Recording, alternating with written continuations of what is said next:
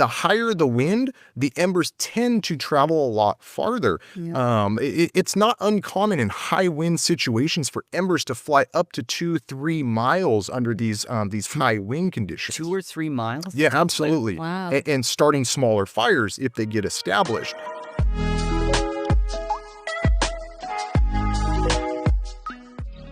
I am very happy that we have Captain Robert Johnson from CAL FIRE here with us today to talk about fires, what they are, what it is that we can do to prepare ourselves, and kind of hopefully be a little bit more prepared for when the next one happens, because it is going to happen. Captain, welcome. Welcome. Yay. Thanks for having me. Yay. Glad you're here. So maybe if you could just give us just a quick background. You're from the area, or how'd you get into fighting fires? You're a captain now with CAL FIRE. Just a little something about that. Yeah, so I'm a captain with CAL FIRE in the San Diego unit, and I've been with CAL FIRE since 2008. Most of my life, I grew up in the Julian-Ramona area, which, as you guys are aware, has been impacted by large and damaging fires in the past. Throughout my career, I've served in different roles, including firefighter roles, fire apparatus engineer, which drives the fire engines. That's a fun job. Yeah, absolutely. It's like little kids who, when they grow up, have always wanted to drive it, right? Is it fun to drive? Oh, yeah, it's a lot of fun. Yep. Is it hard? There is complexities to it. One nice thing with CAL FIRE, with our agency, is they put engineers prior to driving the fire apparatus through a company officer academy. Oh. And in that academy, they're going to teach them driving skills, on-road and off-road driving, because a lot of the fires we respond to isn't just staying on the pavement. We're accessing through dirt, rocky truck trails. Yeah. So they'll put the engineers through that type of training, as well as how to use the tools and equipment specific to pumping the fire engine to provide the firefighters with the water to fight the fire. Oh, wow. So those giant trucks go on dirt roads? Yep, absolutely. Huh. And we have various types of fire engines. We have larger ones, which are commonly referred to as a Type 1 fire engine. And you more commonly see those in a more municipal city-type setting. Mm-hmm. We do have those throughout the rural areas, but they are limited. Their capabilities are limited to more even level roads. And asphalt. They can go off road. They absolutely can go off road, but they are limited to a lower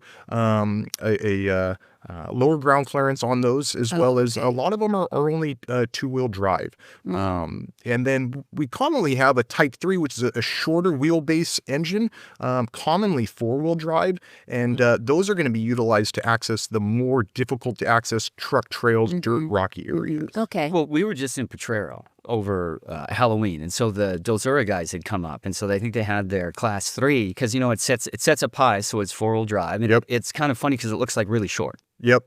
Yeah. So then how much water can that thing hold? So regardless if it's a Type 3, which is that shorter one that you're referring to, commonly four-wheel drive, or a Type 1, the kind of the more municipal city type engine that you may be more familiar with, they usually hold about 500 gallons. Wow. There are other variations, but the most common is 500 gallons on those Type 1s as well as the Type 3s. Oh, wow. Okay. Okay, well, you were telling us about your history with yeah. So like I said, did a little time driving for the department, and then promoted up to my current position as a fire captain. I've worked in throughout my career, I've worked in both more rural settings as well as municipal type settings on fire engines as well as on ambulances as well. Oh, wow. So then what is kind of CAL FIRE's area that they cover versus, let's say, a municipality? Yeah, so CAL FIRE is the state's fire department, and we extend from the southern border, where we're at down here in San Diego County, all the way up to the top of the state. But it is broken down by county and units. So down here, we're in the San Diego unit, and one thing with CAL FIRE in San Diego unit, we have state fire stations, which are state stations, state-funded equipment, as well as CAL FIRE firefighters. But we're also in partnership with San Diego County Fire. So if you drive through the backcountries of San Diego in the county areas, San Diego County Fire Station has municipal-style and more rural stations throughout the county, that it's county stations, it's county equipment, but the partnership with CAL FIRE staffs those stations. So if I drive by one, would I know the difference between one that is like a state CAL FIRE and one that is the city? Does it look, they don't look different, right? Well, every fire station has a different appearance depending on when it was built, the time frame, and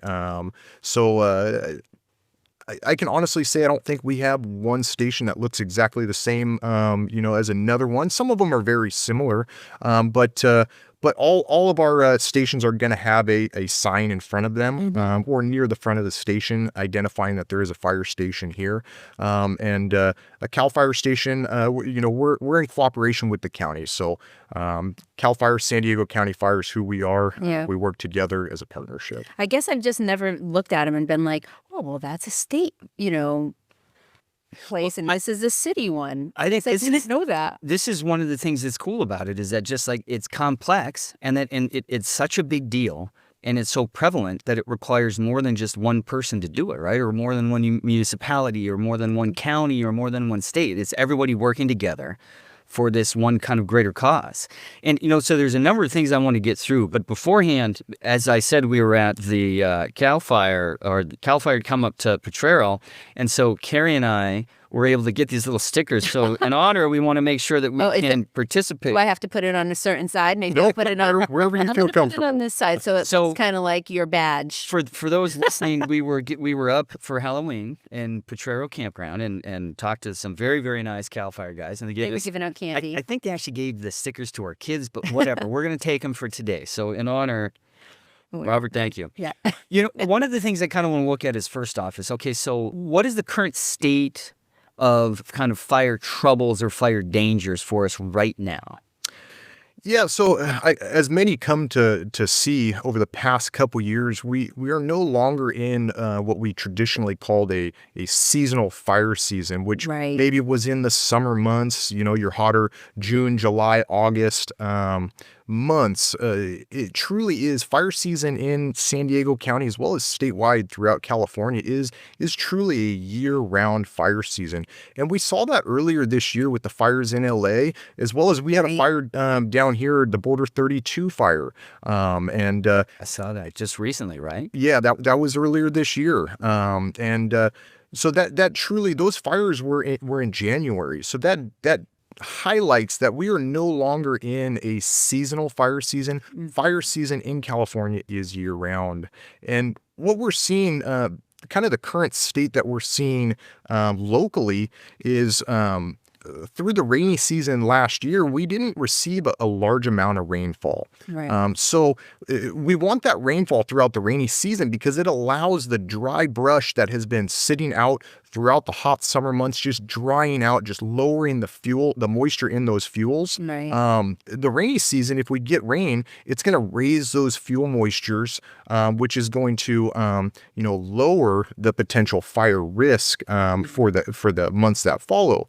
Unfortunately, this year we didn't get a large amount of rain, so all the fuel that is dried out over the past couple years, it didn't regain a lot of that moisture. So what we're seeing, we refer to critical fuel moistures in the live fuels. The live brush throughout the county is under 60%. So throughout the county right now, we're in critically dry brush. The brush is below 60% in many areas of San Diego County. So that's just one way that we gauge. So where is it from a safer position? What's the percentage? If it's 60%, is that's danger? If you're looking at like an A, B, and C, right? The 60% is a D, right, or maybe close to an F, and for those still in the ABC grades. But what is ideally where the CAL FIRE folks can kind of sit back and relax a little bit? Yeah, ultimately it's going to be 100%. Right, of course, right. Yeah, you got green, a lot of live growth throughout the county. You're getting new growth, and that's going to tend to keep. In the event that there is a fire ignition, that's going to tend to keep the fire activity, the fire behavior lower. So are you guys out there testing this, or is it just you can kind of spot it and see? Yep, absolutely. We do test it throughout the county as well as throughout the state. And one thing, like as you guys know, with San Diego County, is there's so many microclimates throughout the area. You know, you could be in the desert, to the coast, and that is going to play a role. So it's important to take samples to test the fuel moistures throughout various areas throughout the county, so that you can gauge the potential for more larger damaging fires. And the fire crews, the firefighters are also going to use that information. It's good for the general public just to highlight, just to show, how low the fuel moistures are. And then that we can highlight the potential danger if there is a fire ignition. But the fire crews also use that to try and pre-plan in the event that there is a fire. Is this fire going to be moving fast? Is it going to be a large and damaging fire? So they're constantly at the stations. They're doing briefings in the morning. They're preparing the crews just for the current conditions. And with those fuel moistures, we talked about that. One thing they're also going to be monitoring is the weather. As you guys are familiar, we have the Santa Ana winds that tend to come in the fall, late fall months throughout San Diego County. So if you add, you add the low rainfall, the low fuel moistures, and then if you add additional components, like the winds, if we have higher winds, in the event that we do have a fire ignition, the chances are that fire is going to tend to move a lot faster than if those fuel moistures were higher, we weren't experiencing the winds, the temperatures were lower. Well, I was going to say, I think a lot of us got the app.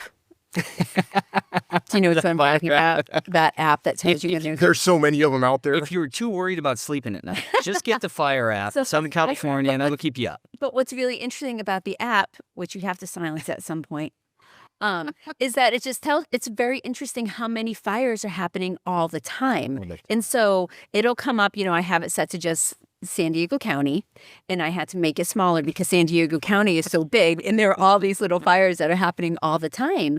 And I just think about, like, sometimes it seems like they can contain them very quickly. Sometimes they'll say, like, oh, it made it to like 50 acres. And so now I feel like I have a little idea. I'm like, oh, okay, looks like they got that one kind of fast, And it's just very interesting. Like, as just a regular person who doesn't know a whole lot, I now have this app that one of my friends told me to get. And so sometimes I text her, I'm like, hey, did you see that fire? And so I think it's become like, just because it's, I think, a year-round thing, we're all sort of aware of fire. Well, and I think awareness is, that's a good point. It's awareness. And so what it makes me think about, because I was preparing for this over the past couple of days, and this morning particularly hit me about, I grew up in Montana where fires blaze. The difference is we don't have the population up there, so it's not as impactful to humans and structures, right? It still is. Except, I'm thinking about this, this Mann Gulch Fire, 1949, 13 firefighters lost their lives, mainly smoke jumpers, and it's because they had none of this data, right? So, and the data helps us all be prepared, because one way or another, that data is getting fed into your app. And so some of you do, and then you guys have this covered, so that when a fire comes, you could have the same fire hit the same location at a different time of the year or different years, and your response is going to be directly to not just what's happening with the fire, but what has happened with everything that led up to the fire. Is it 60% dryness? Is it 80%? Is it something like that? That's what it sounds like to me, is that you're able to be more prepared because you have the data. Yep, absolutely. And like I touched on, the firefighters at the station, they're using that data in their morning briefings, so that in the event there is a fire ignition, they might not be able to predict exactly what it's going to do, but it's just going to give them that next step, that next level of awareness on the potential fire behavior they may see. Well, it makes me think about, professional athletes, and I'm not, what do I know about professional athletes other than, like, you read about them, and, it's not just that they show up on Sunday, football players show up on Sunday and throw the football, catch it, block some people, right? It is consistent and constant studying their opponents, what they're doing, and they're looking at all of that as data, and it's through that consistent sort of studying of it, collecting it, being aware of it, collecting the data and studying the data that they can be prepared for what's going to happen next. And I think that's kind of a good way is, so for those of us in San Diego County, for those of us in Southern California, throughout all of California, I kind of want to look at what are some of the items that we can do, whether it's right now in kind of high danger, November, no blazing fires, or any other time of the year. What are some of the things that we can do if we don't necessarily maybe live right in the city? What are some of the things we can do to be prepared for this? Yeah, one of the big things that residents can do to prepare their property is maintain defensible space and harden their home.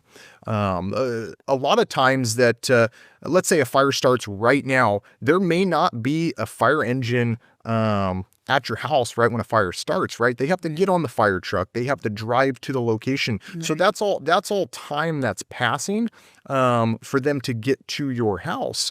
So the defensible space clearance around your house is very important to create a buffer between your house and a potential oncoming fire.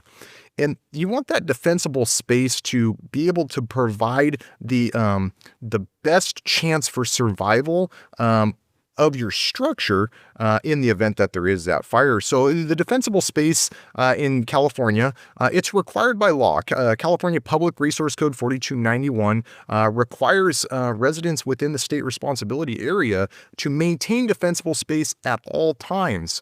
And that at all times is very interesting because we talked about fire season. And I think as we transition into the winter months, people may start becoming complacent on that defensible space clearance because we're in the winter months. Maybe we're having rain, but as we've seen in the past couple years, is that all times is truly very important to maintain that defensible space. Well, what I think about is that, I mean, yes, it's good to have rain, it's good to have moisture, but what happens to vegetation when it gets that rain?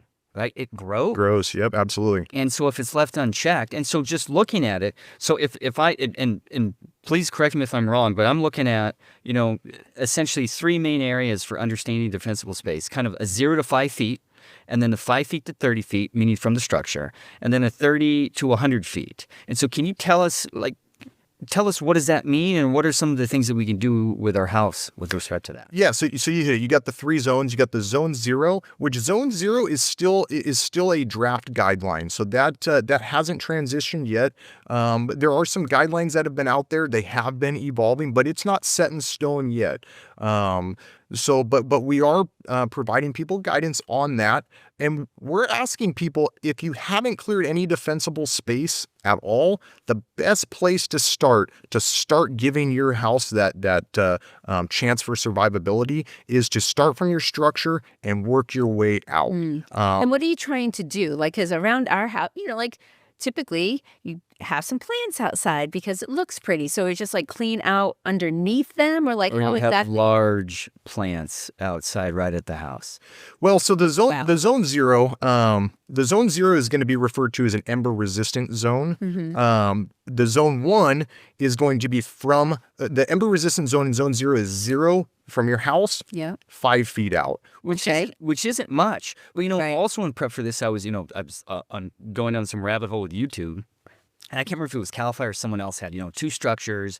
One where they had the 5 feet, and then one where and there was these little structures. And then one where to me, it looked as though maybe a weed or two, and that they had started a fire, and the little structure with the 5 feet of room was fine. And then the one that with the other little bits and pieces, the whole thing was on fire, and you could see all of the little things burn. And it was a promotion. It's definitely trying to sway us to something, but it was remarkable to see that it wasn't like there was huge trees growing right next to it. It was just simple little bushes or something that had caught fire, which then set the structure on fire. Yeah, exactly. And we have multiple videos like that. We actually did a test burn similar to the one. It may have been the one that you're referring to down here locally at our training facility, but that zone 0, it's an ember resistant zone. So we want to remove in all of the defensible the space zones, the zone 0, the zone 1, the zone 2, the the main thing to focus on is remove dead and dying, because anything dead and dying, like we talked about the fuel moistures,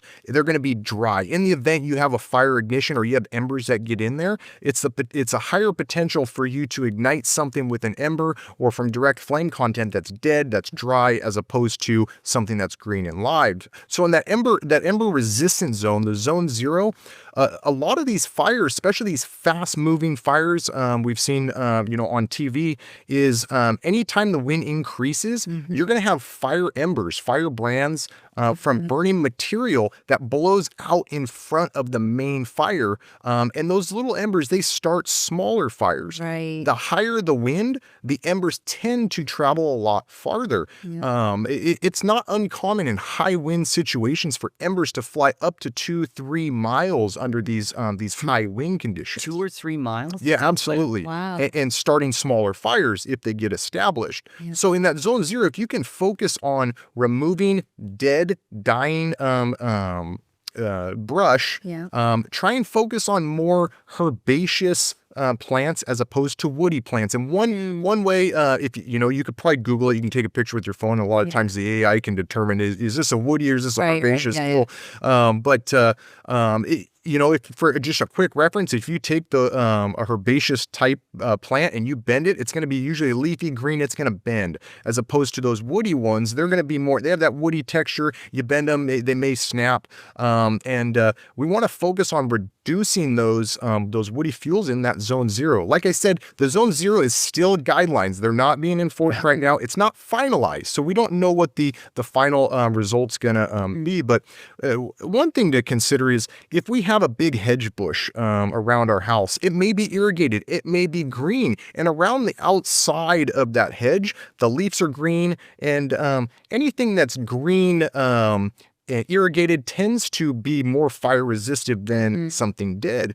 But a lot of those hedge bushes, type bushes, the woodier type plants, if you reach your hand inside of that bush, even if it's well maintained, it's hard to get all the dead and dry leaves out of there, even with proper maintenance and care. So, and those are great traps for embers. So now you got 60, 70, 80 mile an hour winds. You got all these little fire brands blowing through the air. Right. And you get a couple of those in the dead woody fuels, the dead hedges, mixed with maybe some dead leaves that are tucked away inside.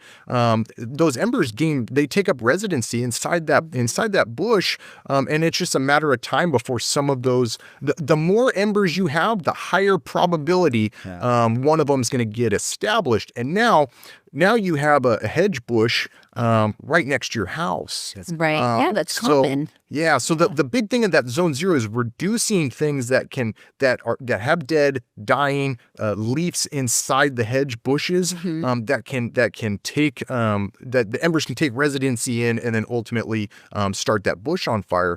One thing that we want to focus on too is a lot of people have mulch. Wood mulch. Oh, those wood chips. Yeah. And those wood chips, they're a great place for those embers to land. Yeah. And the main fire may have already burned by. Right. A lot of houses that burn down are not burning down from direct flame content or flame content from the main fire. And so they are. Houses are burning down from direct flame content or contact. But if you're having thousands and thousands and thousands of embers blowing in these high wind conditions that we see, and they get tucked underneath that mulch, the main fire could be miles away, and you have these embers just smoldering until that bark dries out enough, it ignites, and then maybe it transitions into that woody hedge bush that you have that's right next to your window. Right. So we really want a horror movie. I know. Right? When you really think about it, because it could be days. Yeah. It could be even more than that it just kind of goes in, and unless it's put out, it's there. And like that video you were referencing, that video was a simulation for time's sake, right? And we can't be doing that in live conditions because we're trying to suppress the fire. But those videos that you're referencing, it truly shows how just a smoldering, creeping fire slowly transitions into the bushes around your house, or maybe transitions into that fence. Right. Now we haven't made it to home hardening, but that fence, we want to remove that fence in that zone 0 zone. Yeah. a lot of people have wood style fences, maybe cedar, dog ear style Right. cedar fences that attach to their house. If you have, again, you have that creeping fire. So wait, you shouldn't have a fence attached to your house? So a part of the draft guidelines right now in that zone 0 is to remove a section of 5 feet in that zone 0 of any wood combustible materials that could potentially transition to your house. Oh. And So do you ever go to somebody's house like for the first time and you walk in and you're like, oh God, we got to get out of here. This place is like, it's going to blow. Absolutely. And we see that all the time. Yeah. Not necessarily it's going to blow, but But do you go to someone's house and do you ever give them advice, like unsolicited advice? Like, hey, I just Say it's noticed. unsolicited. His job is I to, know, but is you to know, give the like, is to not, and it's not advice. It's telling people. but do you go and do you see it? Like you can't help, yeah, so right? we have inspectors, fire inspectors, defensible space inspectors in San Diego County, as well as throughout the state, as well as the engine crews will go to state, They go out go too. to houses, and they're going to do what we refer to as the defensible space inspection. Is that what it's called when the guy who comes to my house and leaves the note that says they came to check my like brush in my yard? Yeah, Because we live on a canyon, so they come right in our yard, like we're not home. depending on your jurisdiction, most of them are commonly referred to as a defensible and space inspector. So in the San Diego County jurisdiction, Cal Fire jurisdiction, down here, as well as throughout the state in the state responsibility areas, the inspectors will be referred to as a defensible space inspector. Other agencies, cities may refer to them as a different title. But yeah, if you're getting that notice to clear your brush, they tend to be doing a defensible space inspection. Yeah. A lot of times, if you're home, if our inspectors go out or the engine companies go out, you may be out of compliance, but the intent isn't, to give you a penalty. To Right. give you It's not like a citation. gotcha thing. It's to shame you. It's the intent is truly to assist you, to point out vulnerabilities around your Right. property, Yeah. to help make your house better, more Right. defensible. Right. Because if the fire crews, if we respond to a community and there's a fire, they're going to engage a lot of times what we refer to as structured defense. And the fire crews, they're going to be looking at the houses, and if they go to a house that doesn't have good defensible space, if it doesn't have, if there's a lot of combustible materials, trash, debris around the house, it may not be safe for them to be there just because the accumulation of dead and dying, brush, accumulation of trash, it may not be sustainable, safe for them to stay there and try and defend that house. Oh, wow. So they may look for a house that it has better defensible space. That's going to Right. provide protection for the fire crews, Oh, that's as really well as interesting. provide them the best opportunity to Say defend that. something, right? Well, I think what it all comes back to is, it's easy to get upset with the government or the city or whatever telling me what I should do with my brush or whatever it is. But the reality is that we live in an area where the fires just like burn through, and then some of it has to do with the Mann Gulch story. People die fighting these fires, right? It's not just about you're losing your home, but they die fighting these fires. And so some of the stuff is like what we're talking about with this defensible space, 0 to 5, 5 to 30, 30 to 100. You do all of that stuff, and that's kind of like, realistically, the fire isn't that bad, right? Where I think it can get really bad is even if you're doing that, because I'm sure there's certain fires where when you do this, it still is so big and so horrible that it's just going to burn through, right? Yeah, there's no one size fits all answer to that. But some of the fires that we've seen, the defensible space requirements, they're established for under moderate average fire conditions. So the studies and the research show that if you maintain that 100-foot of defensible space, chances are your house is going to be very defensible in the event a fire crew has to go there. It doesn't guarantee. It's never a guarantee, especially in these conditions when you're seeing those 60, 70, 80 mile an hour winds. Absolutely. And the fire is moving so rapidly. There is never a guarantee. So that's why it's important to focus. And we talked about that ember resistant zone. Those other two zones you're mentioning, the zone 1, the zone 2. One thing in San Diego County, that the zone 1, the 0 to 30, or I'm sorry, the 5 feet to 30 feet. That's a state requirement.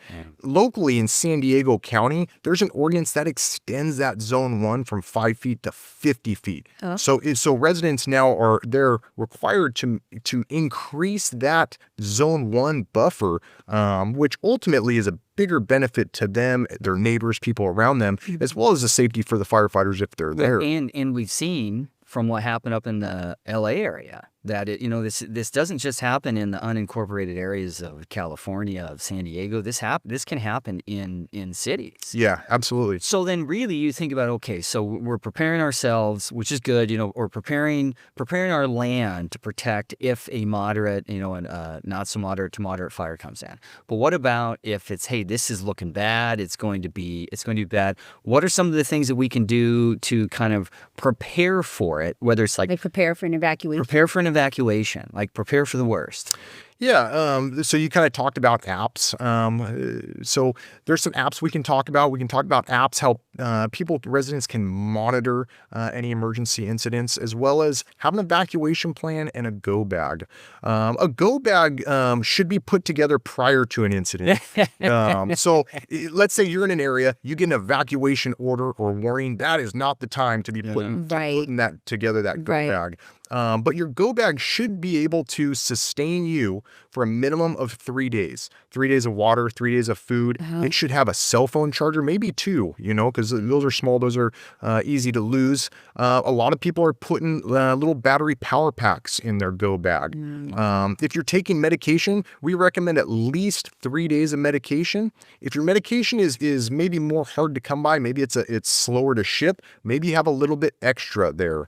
One thing that maybe necessarily doesn't have to be in your go bag at all times would be important documents. Because if your go bag is sitting at your front door ready to go, let's say there's another type of emergency, a house fire, your important documents are out in the elements. So if you keep them in a safe, just know where they're at, be readily available so you can grab those documents, throw them in your go bag, and leave at a moment's notice. If we're seeing high fire danger conditions, maybe Santa Ana winds, the temperatures are going to be hotter today, the relative humidities are going to be lower. All those factors increase the potential for larger, more damaging fires. It may be beneficial to take that go bag from your front door, leave that in your car and ready to go. Doesn't Costco sell one? Isn't there? I don't know. I don't know like about that. I would bet. Maison that people have in their trunk. I would bet. The funny thing is we used to make fun of our friends who had these things, but like time goes on, and it's like it makes sense. Yeah, maybe we should have something prepared. My friend, she used to have to replace the stuff and go back in the trunk because her husband would just get hungry. Yeah, and he would just go into it and just be like, I ate the whatever. I ate the bar. I keep them from expiring. Well, this is true. I mean, he was keeping it fresh, it turns out, but we don't even have to go back. So then, you think about, what about like evacuation routes? I mean, this is the one thing, looking at what happened in Maui a couple of years ago, right? With the Lahaina fires and how it just went through, and then looking at what happened up in the LA area in a January. And so if you're thinking, I mean, what's so like creepy and terrible and scary is you see the after photos, and it's just like devastation. Everything just wiped out. You just see these chimneys standing up, right? And so you just think, hey, I mean, where do the people go? So like, okay, we've got the defensible space. We've prepared ourselves. Now we're getting worried we got to leave. I mean, how do they know that the one route that they typically go is the route that they can take? So there's a couple things that residents should monitor. One thing that residents need to download is the Genesis Protect app. That's going to have evacuation orders and warnings. They can also sign up for alerts, emergency alerts on alertsandiego.org. So if people don't have smartphones, you can set up emergency notifications on there. It's going to be the emergency app, and they'll do reverse 911 on a landline. So some people that may not be good with their cell phone. Yeah. Now that Genesis Protect app, You can, when you download that, if you Is it free? It's free, absolutely. Yep.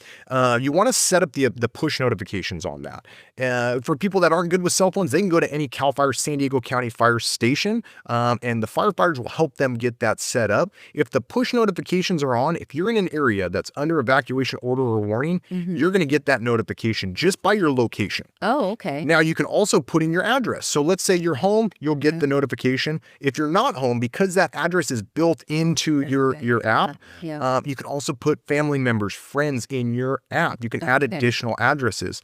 That's going to provide you anytime that there's evacuation orders, warnings, and as well as road closures. Okay. So that's good to have. The way evacuations work is if there's a fire, the fire incident commander is going to identify the size of the fire, the potential that he believes it may grow to, and any communities, any residences that might be in the area. Now, he's going to use, based off of the conditions, based off of his knowledge and some of that data we talked about, how far out does he expect this fire to potentially travel in maybe an hour, maybe 2 hours, maybe 3 hours. Based off of that, he's gonna identify areas for evacuation orders and warnings.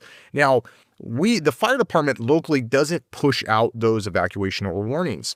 Most commonly in our area is going to be the San Diego County Sheriffs. We work as partners with them. Okay. So now the fire incident commander is going to go in unified command with the sheriffs, and they're going to be standing right next to each other when the decisions are made. And he's going to say, these are the communities, these are the residences that we need to put evacuation orders and evacuation warnings under. And then the law enforcement incident commander is now going to push those notifications out, and they're going to go out through the Genesis. And they're doing it like there is lag time, right? Because if a fire starts right now, like we talked about earlier, the fire stations, the engine's going to have to respond. Right. They're going to have to see what the fire is doing. They have to determine that, where are there. So there is a little bit of lag time. Yeah. But you have the local engine that's out there on the ground, and they're communicating with the command, right? Yep. A lot of times the first engine that's on scene is going to be the incident commander. Okay. And then when maybe a battalion chief arrives, he's going to take over that role to allow the fire engine to be more engaged in fire suppression. But there are going to be decisions made very rapidly between the fire side and the law enforcement side, and they're going to push those notifications out. So walk us through this, because it's kind of interesting. What is it like physically? What does it look like? So your incident command, is it in one central location in San Diego County? Does it happen to be wherever the fire's happening at? And as you're saying, the battalion chief shows up and all of a sudden, hey, they are the incident command. What does that look like? So each incident's going to be different. Initially, it's going to be right near the fire. Like I said, the first on-scene fire engine is going to assume command of that incident.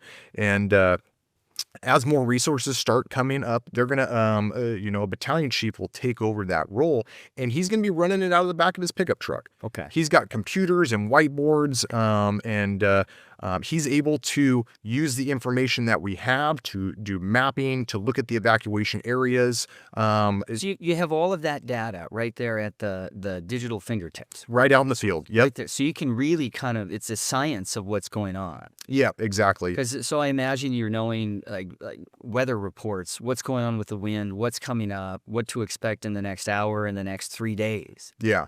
Oh, that's cool. And we have analysts too that are going to be in our in our dispatch center that are using modeling software to, based off of the current conditions, the potential growth. So now that modeling software is going to be utilized by the incident commanders to add or remove those evacuation orders and warnings, as well as for use for ordering additional resources. If we need additional resources, where may this fire be in 2 hours, 6 hours, 10 hours? Oh, wow. So that is going to just aid in what type of additional resources may be needed. I would say it aids. I mean, that sounds very, very advanced.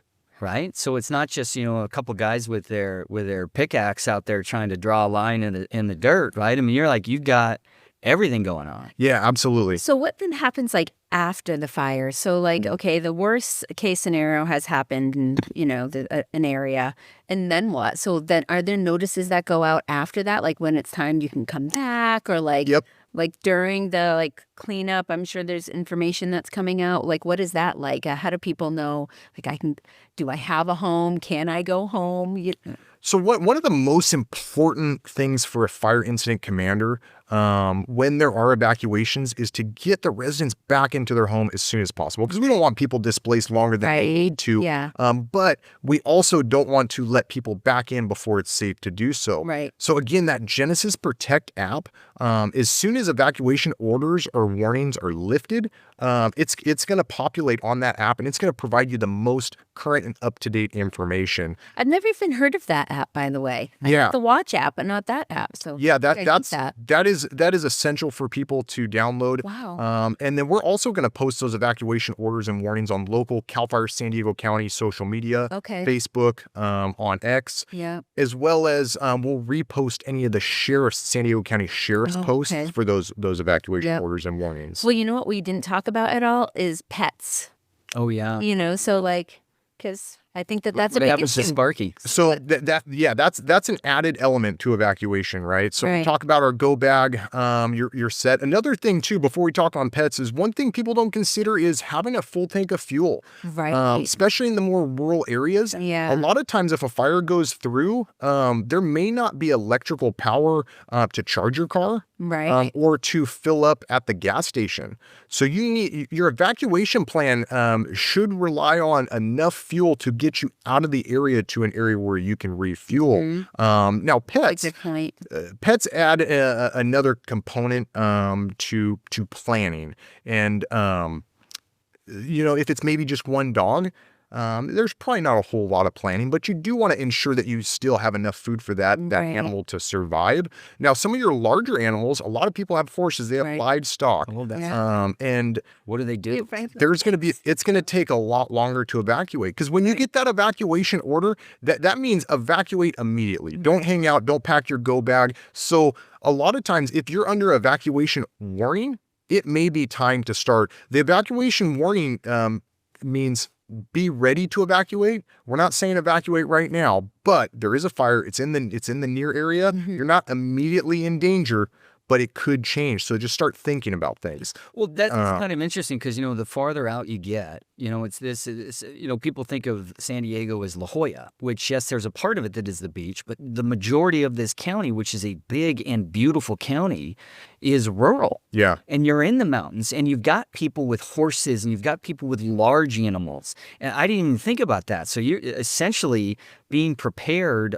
If you have horses, is almost having them loaded up and figuring out where you're going to go to. So that I suppose the more kind of larger items you have that you want to keep, your prepared plan is a lot more detailed and more difficult. Absolutely. And it may be something, if you're under that warning, not order, maybe you should start evacuating because you have that longer lag time. Or if you see smoke in the air, it may be time to start evacuating because you're going to have a longer lag time to get out of that area. And you talked about the apps too. And again, we're going to talk about lag time. If you're in an area, a good app to have as well, that San Diego emergency app on alertsandiego.org. Pulse Point's also a good app that will notify you in the event there's emergency. You can set up your notifications. The app's called Pulse Point for wildland incidents, for wildfires.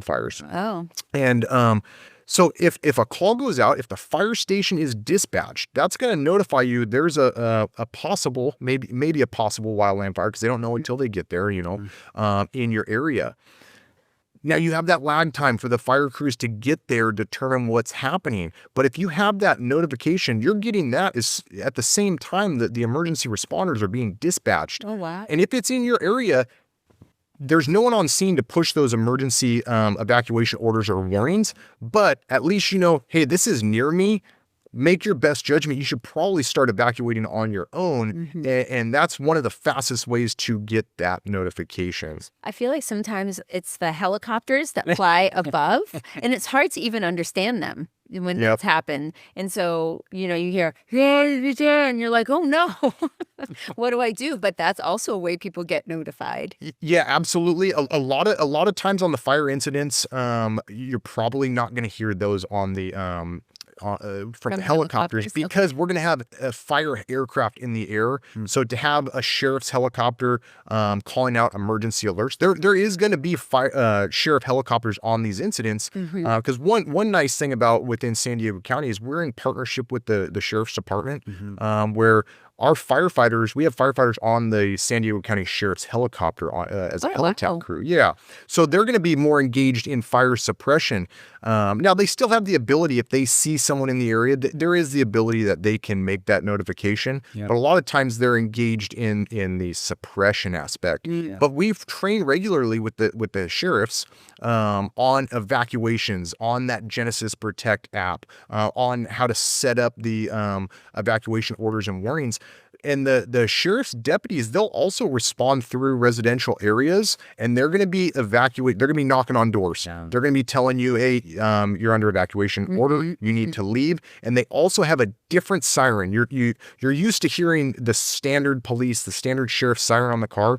They have a high-low siren. Really? And a different siren? That is going to be, it sounds more like a European ambulance siren, that you've seen on TV. And that's going to be distinctive to evacuations. So if you hear a different siren, that high-low siren, and they have on their you can find videos of their high-low sirens on YouTube and stuff, but that siren is going to indicate you need to evacuate. You're under evacuation orders. You know what's kind of wild about it is Carrie and I were talking about this morning or yesterday, just how, look at how advanced our world is right now. I mean, all of this stuff, you're studying the moisture, you're studying wind, you have AI with these models about where it's going to happen, and sometimes the best thing is like an old school sound. Right? Just that old whistle, just a little whistle, that old school sound that kind of piques your ear, and you say, hey, that's something different.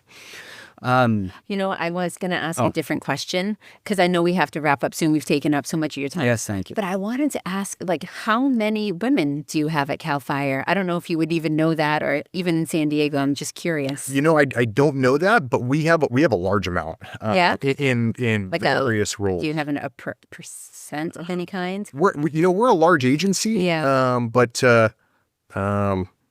I can't even make a guess. But we're out there. Yeah, we have a large amount in all roles, from firefighter to captain, like my position, and even higher roles, battalion chiefs, division chiefs. So all through the agency, we have a lot of women. Do you have a lot of people who their, a parent was also? Oh, like generation? Generation. Yeah, that's fairly common. Yeah, right? That's fairly common. And we'll even see it locally where they work for the same agency, or maybe they work for the same agency still currently. Yeah. So that is something. That's a thing. It is, yeah. Yeah. That's pretty common in the industry. Yep. So, before we go, one question that I am curious about is, do you have any sort of fire experience that kind of top of mind that was either kind of wild or crazy or scary or happy? Just any experience. Just an experience you've had in your past about that kind of really. Did you see a house that was really ready, or one that wasn't? Not specifically, but kind of to tie into the defensible space. And it's hard to say what happened. And I've seen this on a couple occasions, but you may, the main, like we talked, that main fire front may have already passed, and it may have passed hours ago. And there may be houses still standing. And there's been occasions where we drive by houses that are still standing, and drive back a couple hours later, the main fire front has passed, and that house now is on fire, or it's already burned to the ground. So I think that does kind of tie into what we talked about with the defensible space. That's not uncommon that we see that, and that truly shows and emphasizes the need for that defensible space, and to focus on that ember resistant zone, because in these fast moving fires, we have wind blowing all these embers, and that fire could just be smoldering in mulch, or it may be stuck in those hedge bushes that we don't see. We don't see it as we're driving by. It's smoky. It's hard to see. The main fire front's gone, and then a couple hours later. So that it truly does show how important that defensible space is, and the overall intent of that defensible space. Like I said, there is an enforcement aspect, but we want the residents to work as a community as a whole, because if your house starts burning down, now your neighbor's house is in. Yeah, that's right. It is not a this is my house, this is my responsibility. It's a community approach to maintain that. And there's communities emphasizing fire-wise communities, but it's very important in the zone 0, 1, 2, remove dead, dying fuels. That's going to be the main input. Well, it's really interesting because in our community, in our neighborhood, there's like a whole group of folks who are like, It's dumpster-thon this week. it's dump-a-thon or whatever. So one of the neighbors is going to have the dumpster and sent out an email last month that said, hey, and it's for green waste. And it was like, hey, everybody. And somebody's like, great, I'm having a tree chopped down. This is perfect. And they're encouraging folks who live along this canyon and in the area to clean everything out, to, be fire safe and have your defensible space. And that they're going to have the dumpster parked in front of their house, and we can all dump for like a week or something. It'll be there, which is just that idea. Because I'm thinking about some houses in our neighborhood, and we have one house that has those wooden cheater singles. Oh, yep. on the roof. And like all that takes is one ember, and that house is like, that's Well, and we didn't get to the home hardening, but that is one of the biggest. home hardening? Because I've never heard that. So home hardening, it kind of goes hand in hand with the defensible space. We talked about those fast-moving embers, thousands and thousands of embers blowing. The home hardening is looking at your house as a whole, looking at what vulnerabilities are on my house where embers can get in or fire can enter my house. Like a vent in the vents, roof? yep. The vents, that's and a the big lot of the thing, isn't roof it? vents, the E-vents, traditionally the vent size, the mesh, the screen, were 1/4 inch. And there's many videos. You can look them up on YouTube of simulations in lab studies where those embers just blow right in. And now you have those embers, like we talked about, the embers may not have got established around your house. They're established in your house now. Right. Well, you say that. In 2019, my parents bought a house in Alpine. And it's in kind of like Alpine, but there's this open space, and it's just like, it's in this little gully to where I can just imagine that, well, I do know that the wind rips through it. And they were closing on it, but they were visiting my brother overseas. And my dad calls me and says, oh, we were closing on this house. I said, well, what's the address? So I look, like everything, a good personal injury attorney, I want to investigate it. I look up at the Google Maps, and I start to scroll in, and I kind of squint. The house is half burned. It's like half gone. So I'm talking to him. I'm like, hey, did you actually look at this house? Because I'm looking at it right now and it's burnt. And he says, yeah, don't worry. And one of the previous fires in like 2017, same sort of thing. They think that a little ember had gotten into they had, the concrete shingles, everything there. There was some,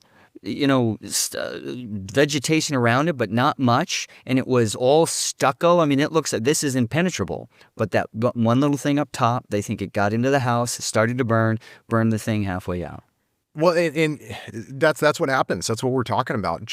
All it takes is that one ember. And if you walk around your house, you can look for those vulnerabilities. One thing that people don't think of is their garage doors. And a lot of these Garage doors. Yeah. So if you walk around your garage door, if you lift it up, there's a seal on the bottom. When the garage door completely closes, it seals, it keeps bugs out, also keeps embers out. A lot of those, they wear out, they fall off, and people don't replace them. So now, although it looks like your garage is shut, there still is that vulnerability. That's Garage so and there's a lot of combustible, flammable materials in your garage. You're cool. On the side, if you look at sideways on your garage, you're going to see a gap, maybe half an inch. Some are larger than an inch, but it makes sweeps that you can put around. And a lot of these home hardening techniques, Some come at a higher cost, but a lot of them are DIY. That sweep you can order, and most people they just slide right in. Those side guards. It's a fairly easy DIY. Same with your vent screens. Yeah. We're recommending the smaller the vent screens is gonna keep more embers out. And there is different fire resistive screens that you can replace, but just by if you want to keep it cheaper, there are DIY retrofit kits that you can do yourself that reduces that screen from a 1/4 inch to an 1/8 to a 1/16 of an inch. And as we're making those vent holes smaller, it's reducing the vulnerability. Now, there's fire resistant vents. Now, ultimately, some of those allow no embers in. So there are better ones, but it all comes at a cost too. So that's going to be your personal decision on what you replace. But something's better than nothing. Best case, if you can reduce all embers going in those vents, there's a lot of flammable or there's a lot of combustible wood up in a lot of attics, right? And maybe just debris that's been in there. Boxes, people store Christmas boxes and stuff, and now you're getting embers sitting on those boxes up in your attic. So that's something to consider. Windows. Windows can if you have single pane windows, it's good to swap those out with a dual pane with at least one pane tempered glass. That's going to provide in the event. They're not all tempered glass? They're not all, no. And a lot of the single pane ones, it's going to let radiant heat through. So if you have a fire on the outside, you're going to get radiant heat coming through that single pane window. Potentially, if you have loose drapes, that may be enough to ignite that drape. That's why that zone 0, it goes hand in hand again with the defensible space. That zone 0, if you don't have a hedge bush burning outside your window, you're reducing that potential risk for those windows. Now, one thing too is a lot of dual pane windows are vinyl.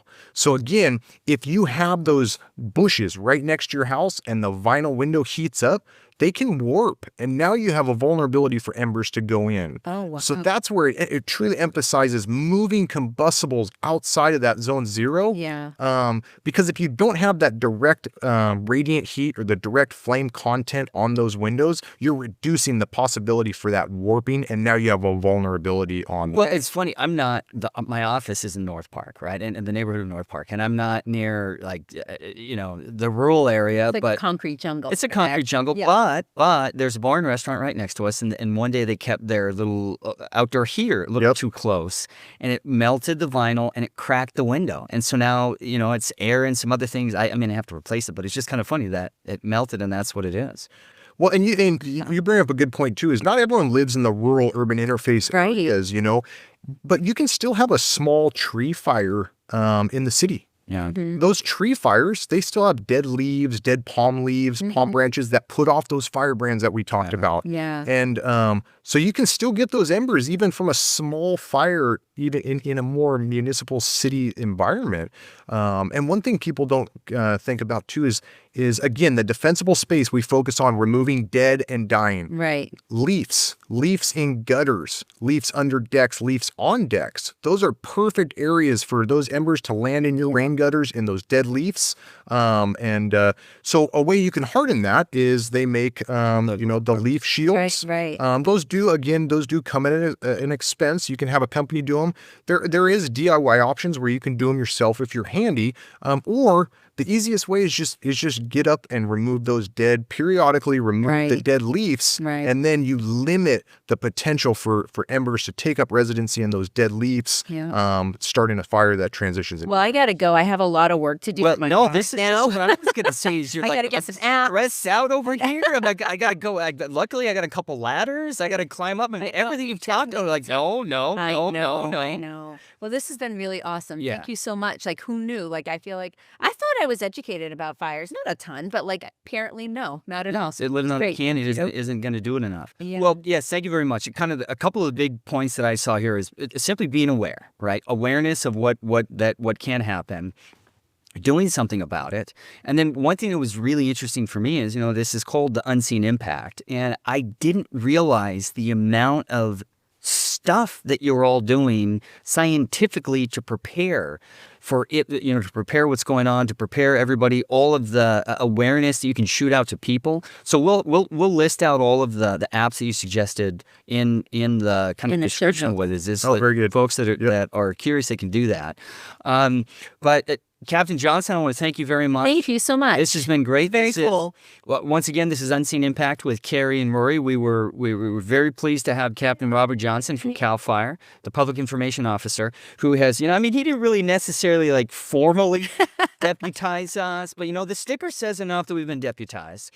So again, if you found this interesting, remember you can find us on YouTube.